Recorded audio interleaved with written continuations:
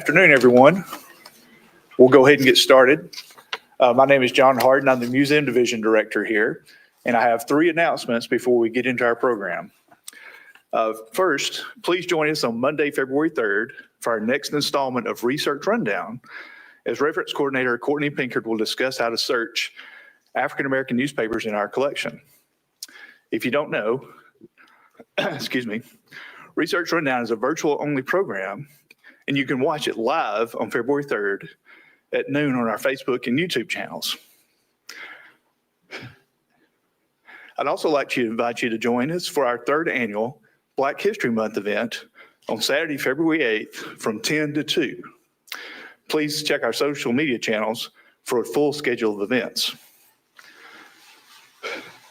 Finally, we hope to see you again next month on Thursday, February 20th for our next Food for Thought, as Pia Marie Winters Jordan will present Memories of a Tuskegee Airman Nurse. That will be February 20th at noon here in the Farley Auditorium and streaming live to our Facebook and YouTube channels. As we always like to say and remind you, Food for Thought, including this 2025 edition, is made possible through a grant from the Alabama Humanities Alliance and sponsored by the Friends of the Alabama Archives. If you would like to support programming like this one, please join the Friends of the Archives today. You can see me or anyone else that is wearing a name tag to learn more about that. And so now for our program, the reason you're all here today. It is my distinct pleasure to have the opportunity to introduce John Sledge, a superb author and a superb Alabama citizen. John Sledge served on the Mobile Historic Development Commission for 38 years before his retirement in 2024. He currently serves as Maritime Historian in Residence at the National Maritime Museum of the Gulf of Mexico. He is the author of 8 books, yes, 8 books, including These Rugged Days, Alabama in the Civil War, The Mobile River, and the book he will present on today, which I know we are all very much looking forward to, Mobile and Havana, Sisters Across the Gulf. Please join me in welcoming John Sledge.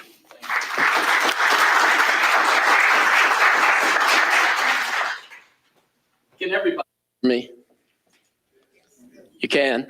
I feel like my 1.5-year-old granddaughter when I'm trying to put her coat on or something, not dealing with this. So thank you for your patience. Thank you for coming out. I so appreciate it. It's always a delight to be in this room. It's probably the most elegant room I've ever had the privilege of speaking in. So I just love, as Henry Higgins would have said, the noble architecture of these columns. And hopefully I won't disgrace them with what's to follow. Let me see if I can get this. The young man showed me how to do it, and I'm not doing it right. Well, that's the pointer. Anyway, I'll start with this image, and then we'll work it out. I just want to talk a little bit about the making of the book and how it came about. It's been the most complicated and involved of my 8 books, and though that was a lot of trouble and irritation at the time, it was also a joyous process as well. This is the cover of the Spanish language edition. Thank you, Steve. Do I have to point it at it or something? Go ahead. All right. Anyway, we did 1,000 copies of the English language edition, 500 of the Spanish language edition. And this is actually the cover of the Spanish language edition. Though I've done 3 other books with a photographer, this was the first one where I had, oh, thank you. Awesome. Where I had so many collaborators, 2 photographers, one a Cuban, Julio Larramendi, and one a photographer at the University of Alabama, Chip Cooper, who's done a lot of books about Alabama and the South. Many of you may know his work. And then Alicia Garcia Santana is a Cuban architectural historian that I partnered with. So there were certain challenges involved in all that. We had a lot of partners in this project who helped fund it and had an interest in it. City of Mobile, the mayor, County Commissioner Hudson, Mobile County Commission, various individual donors. We also work closely with the city historian's office in Havana, who were very supportive. And then we just had lots of meetings. The Cubans are very formal people. They love lots of meetings. There's always someone who brings out a little tray with, coffee or juice. I think that's mango juice there. And that's a lot of our supporters. Lots of meetings. Julio has an apartment in Old Havana, so we'd spend a lot of time up there after we'd go out, look at things, photograph things, talk about it. That's Alicia Garcia. And then here Julio and I are with that sort of particular type of stroll that you adopt once you've been in Havana several days, because it's just so hot, even in the winter months, it can be very warm, and you just develop a certain way of walking. I guess we do it in the South too. You don't want to be in too big a hurry. And the Cubans have a much more relaxed attitude about work. Not just the siesta kind of culture, but we'd be out for an hour or two and Julio would say, okay, time for coffee. And we would duck in a coffee house. It's just a very civilized way to work. And I greatly appreciate it. That's Chip on a little restaurant balcony on the right. I'm going the wrong way. My wife on the right, of 30 something years, she acted as the editor for my text. She edits everything I write. She's beautiful. Does wonderful work. She took 4 years of Latin in high school, went to Catholic school in Mobile, Tulane. She was a Tulane girl. And the wonderful thing about her as an editor is she doesn't coddle my ego at all. She'll fix me with those paralyzing blue eyes and say, what are you trying to say here? This doesn't work. It can be a brutal process and an uncomfortable one, but I highly recommend it to every writer, because if you're going to be better, you need an unsparing critic. And then this is Alicia and I. She was really a very prominent scholar in the Latin American world and a wonderful partner. Chip and Julio, great friends, photographers. Chip's at Tuscaloosa now. Gray Reddit there, who's the head of the Society Mobile La Habana, which is the organization that was founded by Mobile's archivist, Jay Higginbotham, back in the 1960s, really. And it was Jay's idea to have a formal twinning or sister city relationship with Havana, the first between any city in this country and Cuba. And that was in 1993. Social evenings, again, in Cuba, there's a lot of formality and a lot of entertainment around things. And then this is kind of everybody and the various players involved. The woman in the middle in the blue dress, that's Gladys Collazo. She's the head of a lot of projects in Cuba. Julio's wife, she's the kind of critic for him that Lynn is for me. So to get to the book itself, this is the cover. And it was published by a company that Julio works with out of Guatemala City called Ediciones Polomita, but the University of Alabama Press agreed to be our distributor. And we're very grateful to J.D. Wilson for making it available through Amazon and outlets like that. The cover image shows Mobile at the top half. That's an 1820s view of the riverfront. And then that's probably an 1840s view of Havana's harbor. And it emphasizes the maritime heritage that's so critical to these two cities' shared cultures. The figure on the right is a Frenchman, Pierre Lemoyne-Sieur d'Iberville, and he was founder of French Mobile in 1702. He made 3 voyages to the Gulf, right on the cusp of the new century, 1699, 17. He discovered the mouth, not discovered, he located the mouth of the Mississippi River from the Gulf. LaSalle had found it from the north in the 1680s, came back to try to settle on the Gulf Coast, couldn't find it because it's not that obvious as you think it might be from the sea. So Iberville wanted to settle on the Mississippi River. The idea among the French was we're going to develop the Mississippi River Valley and hem the British in on the eastern seaboard, and we'll have a robust fur trade. We'll be able to threaten the Spanish silver fleets coming through the Gulf, and hopefully their mines as well, and maybe even mine some resources up in the Illinois country. So that was their grand strategy, and they established posts all along the St. Lawrence, Canada, Missouri, Kaskaskia, Illinois, and New Orleans was meant to be really the crown jewel of all that. The problem was that the land was too swampy and miry, so they ended up moving over to Mobile and developing that because of the interior river system that we all know about, which allowed them to send envoys in little dugout canoes up, as far as well upstate, and build alliances with Indian tribes to go and attack the British Indians on the eastern seaboard. And so you had this massive kind of power politics going on.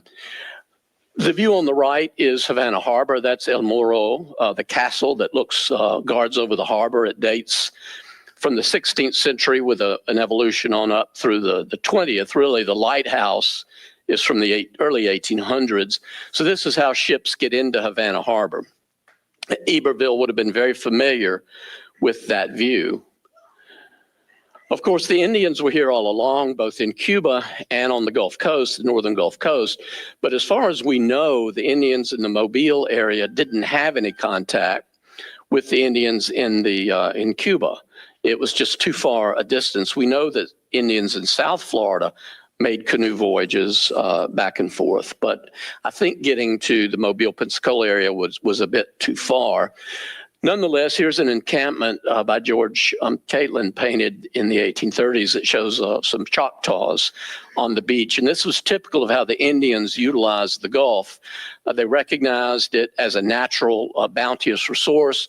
And you can see they're drying fish and harvesting salt and things like that. But their encampments were only temporary. They weren't living permanently on the beach. They were back up in the bayous and in the swamps where it was more protected. Chip Cooper provided a lot of the imagery for my portion of the book, which focuses on some of the various people that have connected these two cities over time. And I love the mood that Chip was able to bring. In this case, the Spanish moss is so redolent of the coast and conquistadors and mound builders and all of that. Here's a photograph he took just of pine trees reflected in the water. And I just think, again, being able to marry word and image in that way was a real privilege for me. Speaking of the Battle of Movilla, as Linda Derry and I were shortly before this began, which they think they're very close to finding. Ashley Dumas tells me they're probably within half a mile or so. And, to our disappointment on the coast, it's not closer to Mobile. It seems like it's more up Selma Cahaba in that area. This is just a chip photo of the Black Belt. It's the kind of terrain that you have in the prairie. And of course, it harkens back to the first individual to really tie Cuba and what's now Alabama together. And that was Hernando de Soto, the great conquistador. He was the governor of Cuba. He left from Cuba after stripping of a lot of its resources, brought the wild pigs and et cetera, landed in Tampa Bay and threaded his way through the southeast. Lost a lot of his force and what little plunder he had accumulated at the Battle of Movilla in 1540, and eventually wound his way on to his own death on the Mississippi, and his men made their way back to Mexico. But here's a map that reflects, 16th century map, that reflects Spanish knowledge of the interior of the Southeast. You can see it's a primitive map. We don't have the delta down on the boot heel of Louisiana is not really visible. The rivers are difficult to identify, but it identifies interior towns, and that had to have come from direct knowledge. And you can see a Tuscaloosa up there. Here's a view of Mobile Bay, which De Soto never saw, but there were legends that his wife did, even though she didn't. It makes a nice story. Isabel de Bobadilla was her name, and she was Soto's wife, and he left her as governor of Cuba when he came to the South and began his entrada. And Isabel, supposedly the story goes, when she learned of his death about 2 years afterward, she pined away, cried, and died the proper death for a conquistador's lady. In actuality, we know she went back to Spain, engaged in lawsuits for years with Soto's partner. It's a much less romantic story. But in Havana, they've made her a symbol of the city. And there's a little statue of her from the 16th century on top of a little tower there. And on Dauphin Island, there are even legends that she came to Dauphin Island and is responsible for the beautiful oleanders along the coast, that she came with Maldonado, who was De Soto's fleet captain, before they knew what had happened to him. There had just been no word for years. And Maldonado was leaving notes and firing cannon and searching the coast, and supposedly she came with him on one of these trips.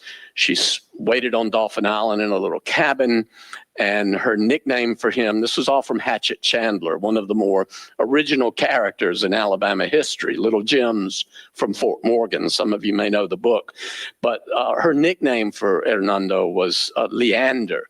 So supposedly while she's standing there watering the soil of Dauphin Island with her tears, crying, "Oh, Leander, oh, Leander," hence the oleander. Vintage Hatchet Chandler. Love it. Not a bit of truth to it, but you'll still hear the story sometime. And it's one of those legendary kind of connections. These is a photo of the reconstruction of Fort Condé, renamed Charlotte by the British in Mobile. It was actually besieged by the Spanish during the American Revolution, 1780. And there were engineers and soldiers on both sides who had faced one another 18 years earlier when Havana was besieged by the British in 1762. And I tell some of those stories, which was great fun. Here we see a map of French Mobile up on the river there on the left. That's a view of Havana on the right with a gentleman and his lady. I love her hat with that kind of umbrella arrangement. It makes great sense in the tropics. The picture of Havana as a city is total fantasy. It looks like sort of a northern Dutch or European burg. Nothing like Havana would have looked at that time, but it did have a lighthouse. It did have a chain across the harbor to keep pirates out. Iberville died in Havana in 1706 of a yellow fever epidemic. Mobile was a poor, straggling colony. They didn't get supply ships very often from France, and they really depended on their Spanish neighbors in Pensacola and a little more distantly in Veracruz and Havana to keep them supplied and basically to keep them going. France and Spain were both at war and at peace during various times, and their politics and actions reflected those realities. But had it not been for Spain, I don't think French Mobile could have survived. In fact, Greg Wazelkoff, who's a prominent retired archaeologist who's done a lot of digging at the old Mobile site, said that if you didn't tell me otherwise, I'd think that Mobile was actually a Spanish settlement because there's so much Spanish pottery and ceramic ware there that the French had been using. So Iberville, it was natural, they were natural allies because they were both trying to survive on this frontier. And this little letter from an official in Havana describes Iberville's death of yellow fever in 1706. He was there working with the governor to plot an invasion of British Charleston, which came to naught.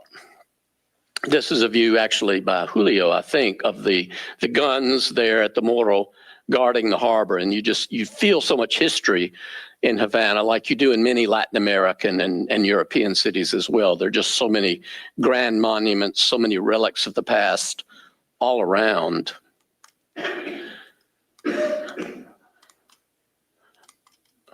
Pardon me. This is a view by Chip, just some of the architecture in Havana, which the older portion of the city, square mile or two there, has been beautifully restored with help from UNESCO and some unique figures and historic preservation there. And it's really been quite dramatic. There are many old descriptions of Havana by Alabamians and Mobians who went there during the antebellum period, and they often would write about the colors of the different houses. This is a view by Chip. This is the Oak Alley there at Stewart Field in Mobile. And of course, Cubans were coming north as well. There were students at Spring Hill College, which was and still is, a small Catholic institution founded in 1830. And of course, Madame Levert, famous socialite in Mobile, would entertain Cuban friends and take them on carriage drives. And she loved to take them down these oak alleys and just look at this riot of green that surrounds us in Alabama. Here's a map about 1850 of the Gulf and Caribbean, and it shows the proximity of Mobile and Havana. They're only 540 miles apart, nautical miles. So A good sailing ship with a strong north wind, such as you get at this time of year, could get down there in a couple of days. Steamship, maybe 2 days, either direction. So it was very accessible.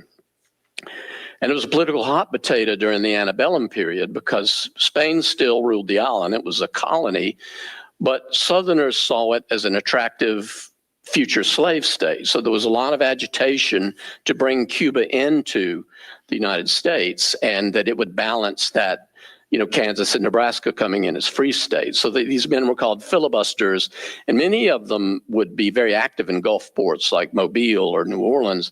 Several actually planned active, kind of like Bay of Pigs-like situations in the mid-19th century. And they would, partner with exiles, and some actually landed there, some were executed. But here you can see the attractiveness of that prospect. Of course, Mobile was a booming cotton port before the Civil War. Here's a wonderful view from the 1840s. These guys in the foreground are putting pitch or tar on the keel of their boat to waterproof it. Of course, Mobile had a river bar, a sandbar across the mouth that was 8 or 10 feet deep. So major big ships had to wait in the lower bay. But brigs, schooners, steamers, sloops could easily pass up and down. And we see a very heavily developed riverfront. And there was a lot of trade with Cuba during these years. Cotton went out. I'm sure some slaves came in, but tobacco, sugar, fruit, all the kind of products that you would expect. So there was a healthy commercial traffic between them. There was also political controversy. Again, Linda and I were talking about this a little bit. This is the steamer Black Warrior, which was a lovely old vessel in the 1850s that regularly ran between Mobile and Havana, New Orleans and Havana, Mobile, Havana, New York. That was a common route. And in 1853, she was carrying a bunch of cotton and just basically dropping passengers off on the way to Havana. And so she came in and didn't declare her cargo, which had been customary prior to that time because she was just passing through. But Cuba had a new governor who was a bean counter, a rule guy. And he decided to seize the cargo and arrest the captain and make a big thing out of it because they hadn't declared their cargo. And it became an international incident, the Black Warrior affair, and nearly led to a war between the U.S. and Spain. Of course, Southern hotheads were sort of fanning the flame because they wanted to create something that would be to their liking, but ultimately the president and Congress and the Northern public weren't as agitated about it as the Southern slavocracy. So it did not lead to war, and the ship was released. Spain paid an indemnity, but it's a fascinating little episode in U.S. diplomatic history, and it reflects the agitation before the war. These are two very important women in the book. Madame Levert, whom I've mentioned on the left, Mobile socialite. On the right is Fredrika Bremer, who was a Swedish novelist. She was good friends with Levert, visited her. They were going to go to Cuba together. Madame Levert considered Havana a second home. She frequently stayed in the Hotel Americano there and had friends. But she was not able to go with Bremer because of an illness in her family. Bremer was a remarkable figure. She was an abolitionist. Levert was a slaveholder, so they were both intrigued with that about each other.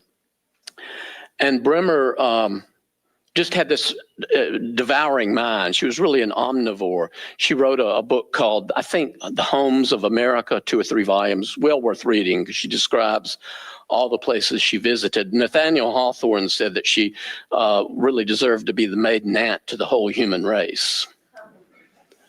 And then here we see tobacco, obviously, and some of that linkage between Mobile and Alabama and Cuba, the importance of that trade back and forth.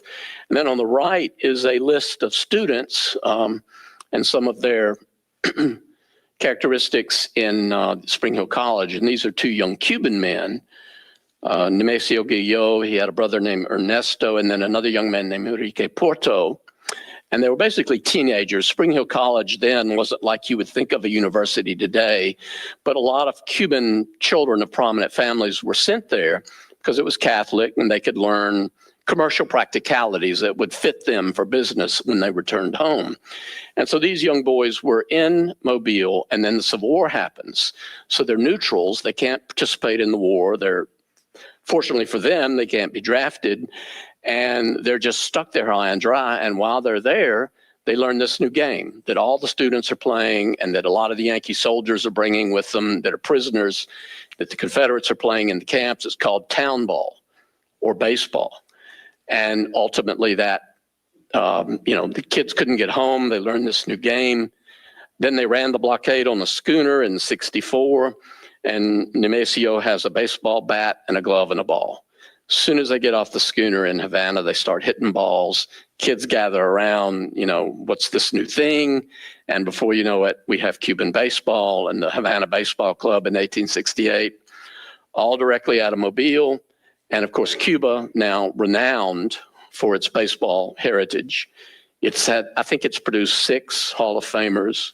Mobile's produced 5 or 6. So that's an enduring tie between the two cities. And we actually unveiled a plaque down there a couple of years ago about Cuban baseball's Mobile origins. And it's a story they're very aware of.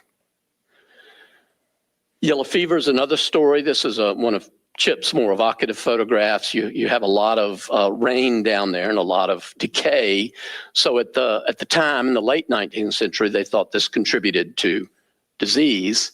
And so these are 2 of the real pioneers that were able to conquer yellow fever, which was a real menace. I know you all, being lovers of history, have encountered descriptions of how it ravaged places like Mobile, Montgomery, New York, Philadelphia, not to mention the Caribbean basin.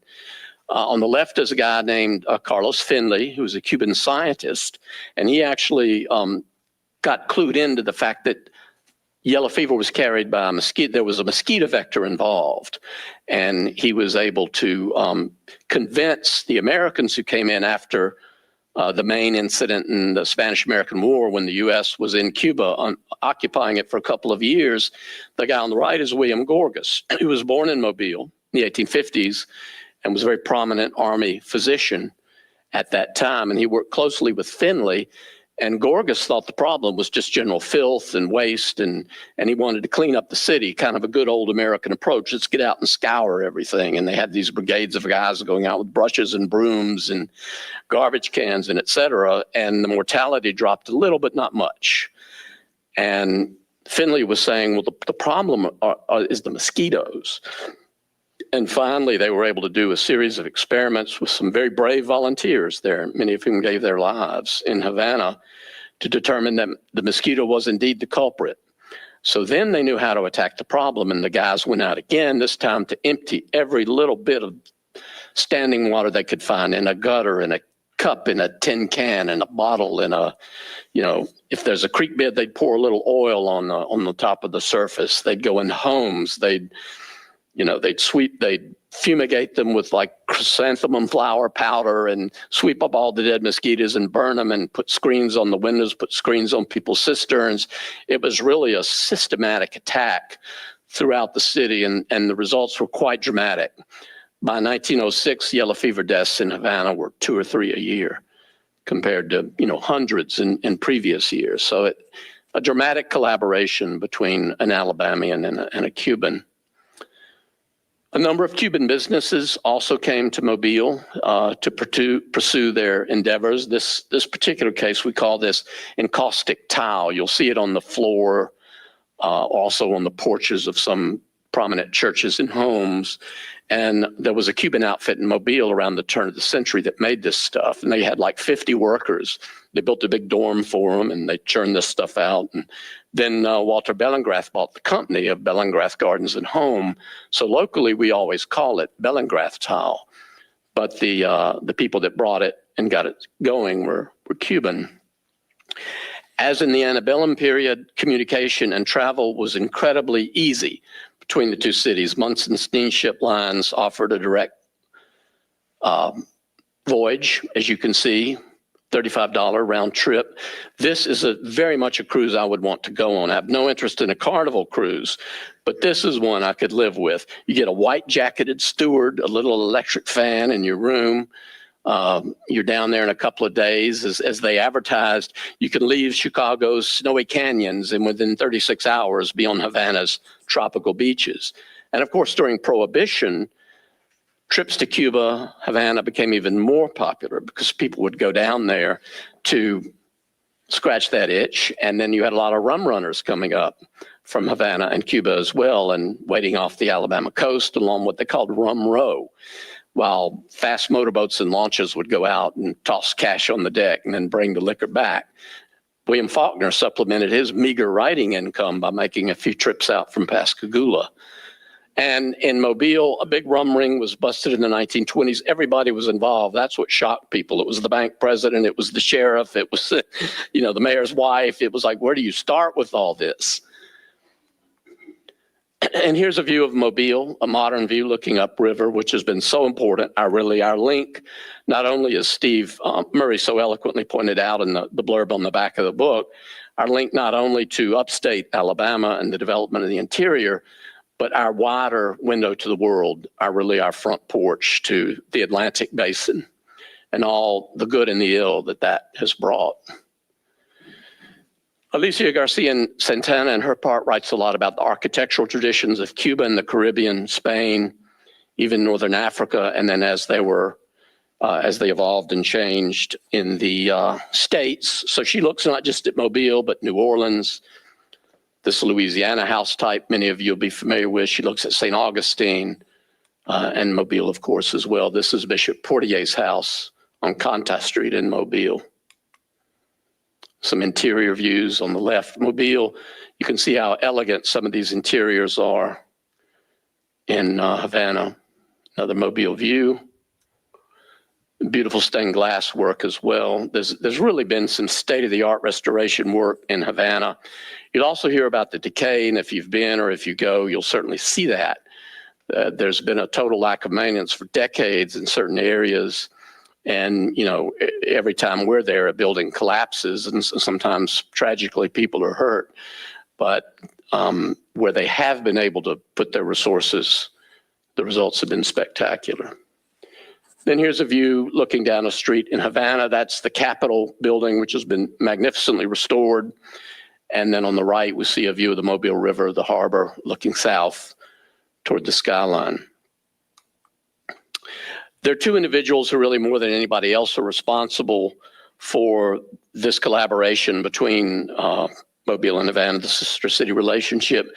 This is Eusebio Leal Spangler, and he sadly died in 2022, and he's greatly missed. He was really a phenomenal figure.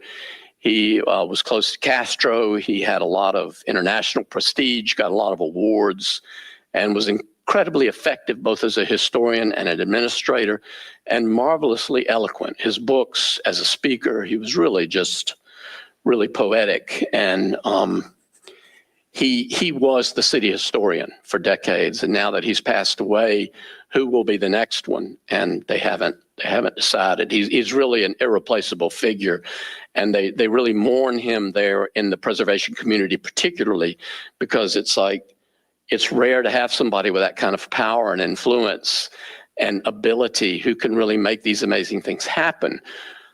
Of course, from Castro's gimlet-eyed perspective, he didn't care that much about history, obviously, but he saw this as a salvation for the Cuban economy. They no longer had the support of the Soviet Union, and he believed that tourism dollars would be the gold that could keep the Cuban economy going. And to a large degree it was until COVID hit, and they've really been struggling. Jay Higginbotham, I mentioned, director of the Mobile Archives. Jay was a wonderful figure. I used to love to talk to Jay, and he really pioneered that relationship. He and Leal were good friends. I've read some of their correspondence. They were really scholars at heart. They were often exchanging little tidbits about Gulf Coast history or books they had read or things like that, and visited one another often. So those were both really inspiring men. Jay wrote a wonderful book called Old Mobile, about the first French settlement there at 27 Mile Bluff. I think it may still be in print from the University of Alabama Press. He was a very good writer as well. I highly recommend it. And when he worked on that book, he had a table at Freeman's Waffle House, which is sort of like what a Waffle House would be on Spring Hill Avenue, because they just reserved a table for him, reserved Jay Higginbotham. And he was our city historian. He would go there at all hours, have his steaming coffee at his elbow and spread his papers about. And that's where he did his research and wrote that wonderful book that talks about some of these connections that Iberville first forged. So you all have been very patient. I appreciate it. And I'll be happy to entertain any questions. Thank you.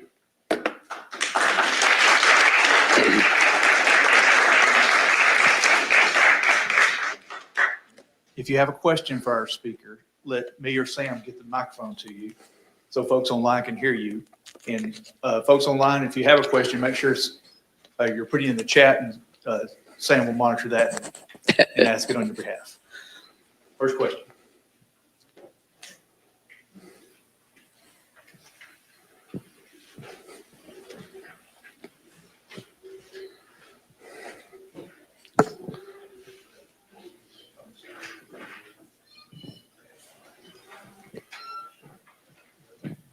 Did you run into any political problems while working on this book with the Cubans? They're very supportive in Cuba, and the Cuban people are really incredible. They're very wonderful. There were just lots of challenges. The U.S. embargo, in part, made travel a little more difficult. We were detained by U.S. Customs in Miami. Coming back, Julio was held by the FBI for 8 hours. They took his shoelaces, his cameras, everything, checked his phone. And so yes, there were problems, but nothing that we couldn't overcome. And they took some of the books I had from one trip about Julio done a beautiful book about this woman in Cuba, this grande dame who just lived in sort of faded splendor after Castro took over, with this collection of abanicos, or Spanish for fans, these women's fans. And of course, you all know about the language of the fan. And she just had this extraordinary collection, go back to the 18th century. And he photographed this collection. And so I thought, I'm sure the customs guys got an eyeful looking through this book for some kind of subversive message about this woman's fan collection. But of course, the Russian Navy was down there recently in Havana Harbor. We had, uniformed Chinese military in our hotel at one point. You've all heard about the Havana syndrome. But personally, I can say, our cooperation with everybody in the government and on this project, people in the street love Americans as well. Hey, where are you from? Mobile or where, and they just hug you. They don't like the Russians and they don't like the Chinese, and they're the ones that are down there right now. So we're really missing an incredible opportunity. Unfortunately, as well, the book designer defected during this process, and we had to get another one. It's just a lot of Cubans are coming into this country. 21% of the immigrants on the border are out of Cuba. They come through Panama, where they don't need a visa, and work their way up. And of course, you get all types, but a lot of these people are very top notch. I mean, Cuba has a first world education, but it's third world economy. They developed 5 different vaccines during COVID. And so they're truly capable of some remarkable things. And the innovation you see there in the face of the embargo is astonishing as well. But because the Army is running things in Cuba, and the Army running things is never a recipe for sweetness and light anywhere. People are just really voting with their feet. And in the last 2 or 3 years, they've lost easily 1 million people on an island of 10 million. And you think a lot of those are the people with the energy, with the chutzpah, whatever, to get out. And those are the people any country would very much want to keep. So it's sad to see that. I mean, a lot of the people we've known, a lot of the families we've stayed with, of course, this 5-year project, most of them have come on up and they're in Florida now. And I remember staying with one woman, and she had a little girl, and she just said, we don't have books in the school. The moms get together and come up with the materials for the lessons. And another woman had a little girl who was having some health issues, and she said, I can't get milk for my child. I can't get eggs. And so just for the sake of survival, they have to abandon it. And it's unfortunate, but it was all of that was part of the process. And we came very close to them. Next question on the back row. I apologize, my question is very similar, but I'm curious about your experience from the American side going to Cuba and having to navigate that as an American scholar. Yeah, I mean, it was, and there's still a lot of travel back and forth. And, you know, we had great support in Mobile. The mayor's been very supportive. All of our political establishment on the municipal level has been incredibly supportive, as well as the state level. We were there on one trip, and there were officials from Montgomery there, particularly people in the agricultural sector, because at present, even though there's embargoes, certain products can be sent to Cuba, and they can't have credit, so it makes it harder for them to be able to buy things. But Alabama sends about $40 million worth of mostly poultry down there. If you have chicken in Cuba, it's probably an Alabama chicken that you're eating. We run a vessel out of Mobile every couple of weeks down there. And because of the embargo, it can't go directly to Havana. It goes to Kingston, Jamaica, and then it's sent to Havana. But that's the chain. And the Alabama agricultural lobby would like to do more business with them. It's just been very difficult in the climate of late, and who knows where all that'll go in the future. Sam has a question from online. Yeah, we do have one online question. D'Iberville and others from Old Mobile are said to be buried in Havana. Are the graves marked and are they accessible to the public?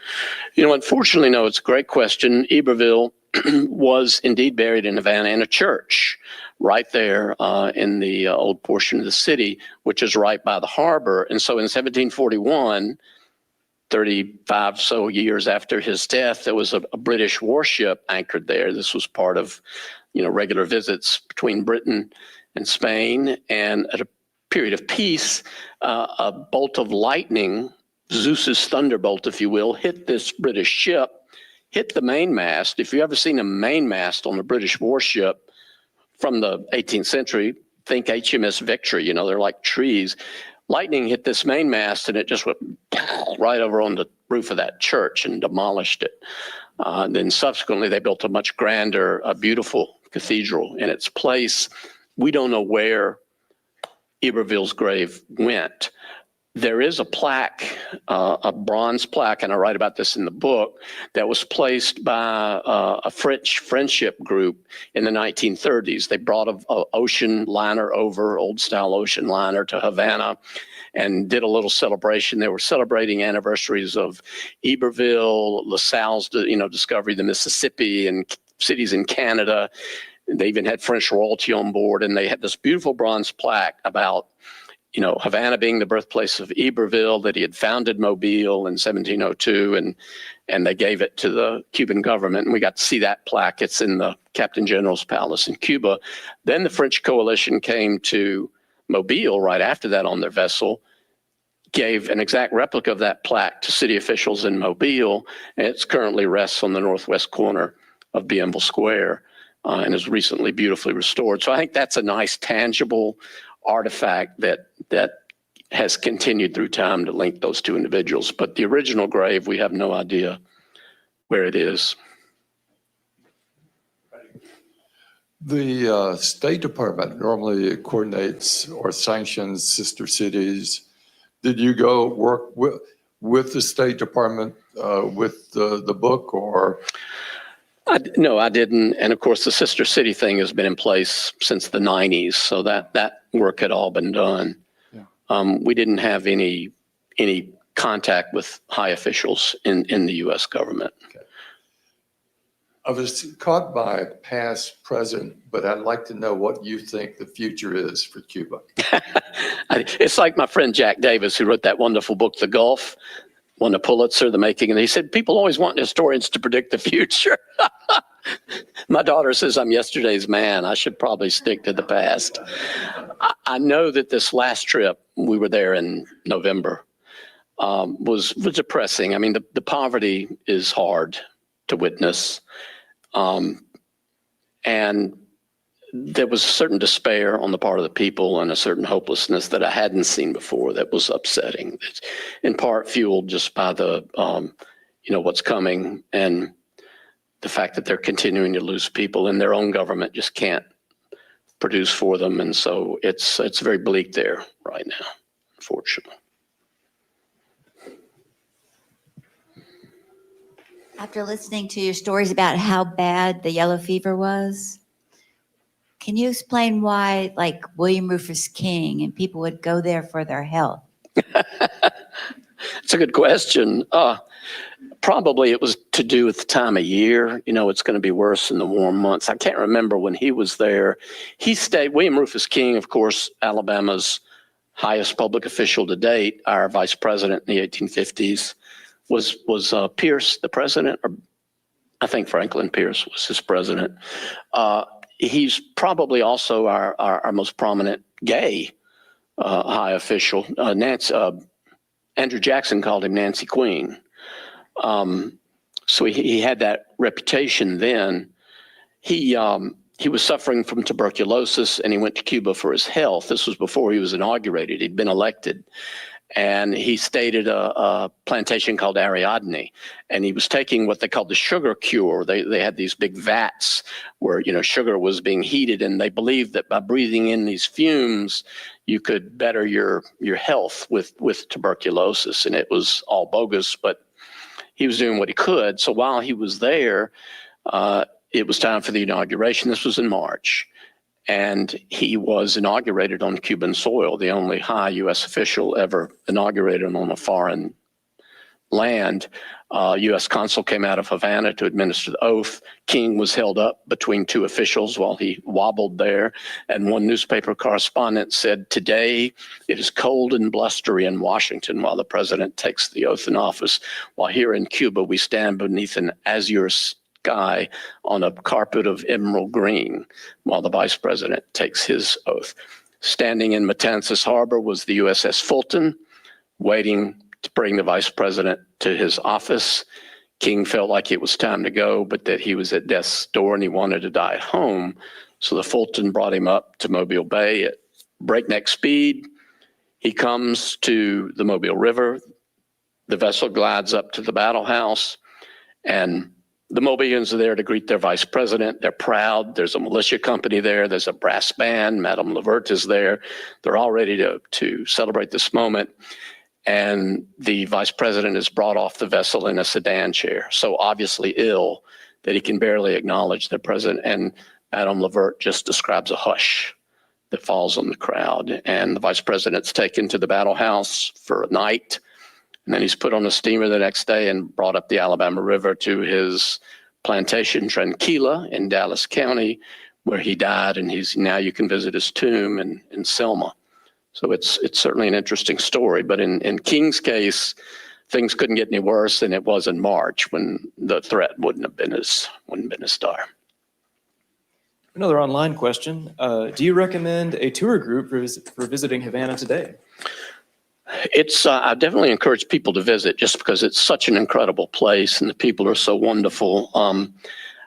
It's probably best to go with a group, with a charter. I know that Mobile Havana Society will be sponsoring a trip in April, which is a good time to go. I wouldn't go after May. You think summer's bad here? Oh my God. So I would perhaps look into that. We always have Cubans that go with us on those trips who are extremely knowledgeable. A lot of people want to do it themselves because they're savvy travelers, but with Cuba, you really got to know what you're doing. There's a really good charter company out of Miami called Invicta Travel Services. They have a great website. They're really great at Cuban travel because you need a visa and have to know the reasons you're going and all that. But it's well worth doing if you can pull it off. Additional questions? All right, please join me in thanking John Sledge again. Thank you so much. Appreciate it.